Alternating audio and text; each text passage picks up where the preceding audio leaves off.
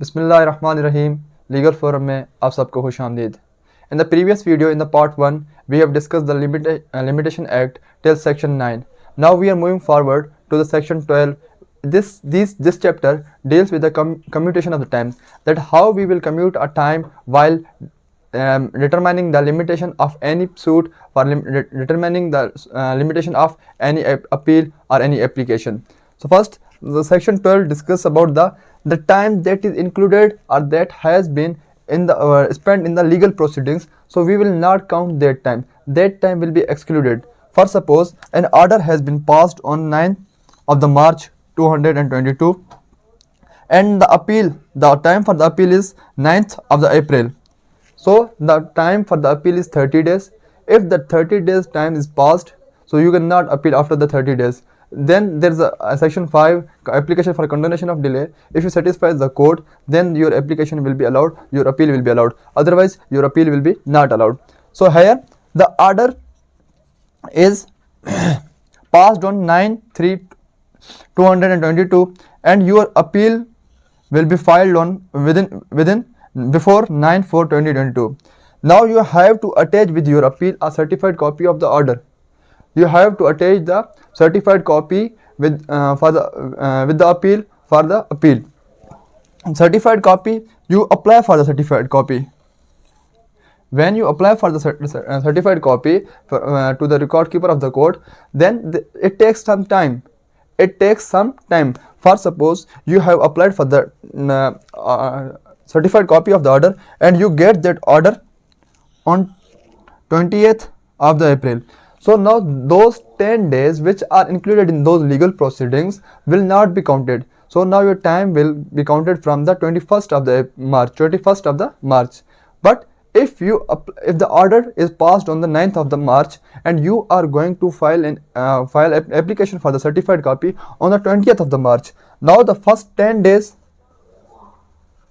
will be included, and the days which are missing from 20, if you have applied on the 20th March and you are getting the certified copy on the 30th March, 25th March, so those 5 or 10 days will not be included.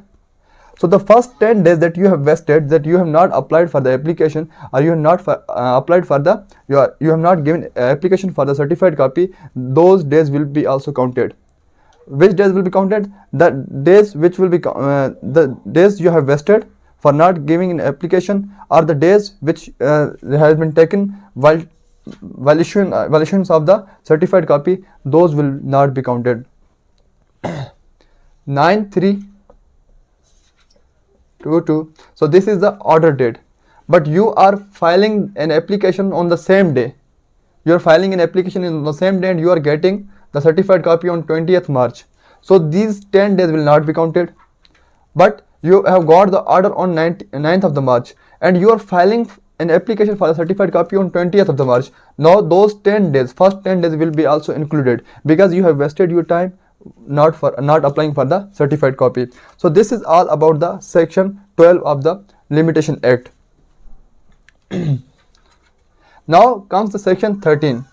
Section 13 defines that defendant is outside the Pakistan he is in other territory, in the other jurisdiction of the court. So the time in which he is outside the Pakistan or outside the territories of the court, that time will not be included.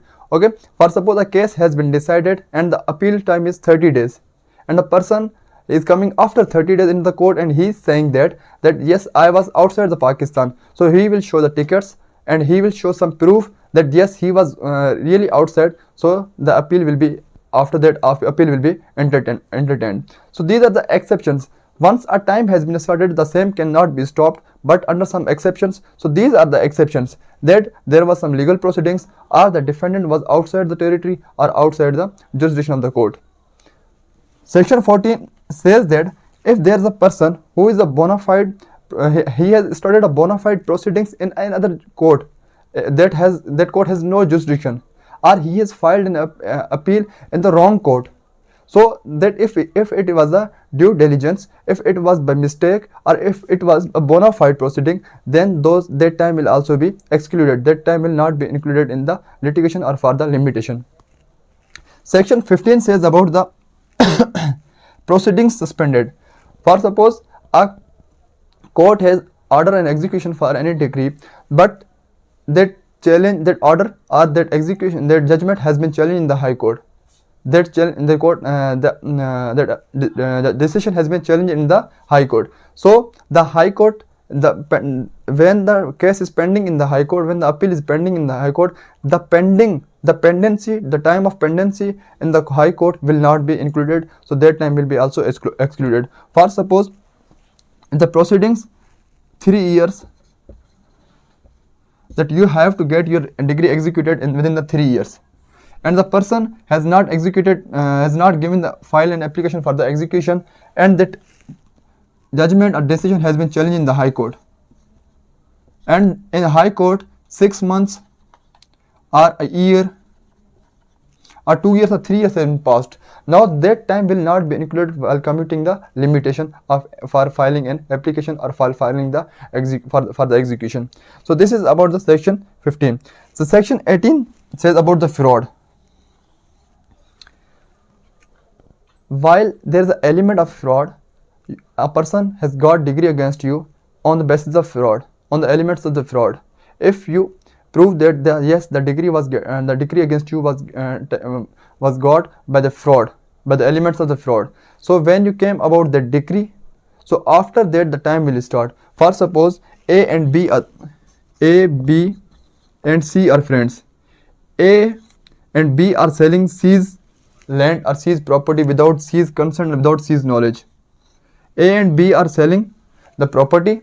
A has sold out the property to the B, and B has gone to the court for the execution.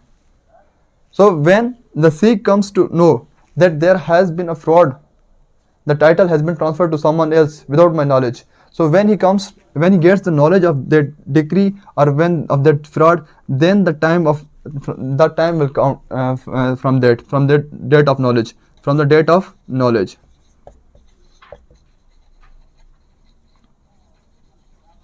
Whether he gets the knowledge in 2 years, in 3 years, in 6 months, in 1 day, so the time for the limitation will be started from the date of knowledge. So he will come in the court and he will prove that that this person came to me and he has informed me about this decree, he has informed me about this fraud. So that will be proved by that C, okay, the other person. Now the section 16 says, if, for suppose there was going to be a sale of any property, but that sale has been in some way has been set aside by the court. So the time for the sale aside will not be included. So these are the very much important sections of the Limitation Act. In the first video we have also discussed section till section 9, and in this video we have started from section 12 to section 16. So there are total in 31 sections of this Limitation Act. So these are the very much important sections being taught in the academics level, or coming in the exams, and being most practiced in the legal proceedings. But the main, and again I repeat, the main part of this Limitation Act is the schedules, in which the time is mentioned, that the time for the appeal for some suits is this, and for some suits is this. Okay, so you have to be focused on the Limitation Act schedules, in which the time is prescribed for each and every suit, for appeal, for application. Thank you. Allah Hafiz. Take care.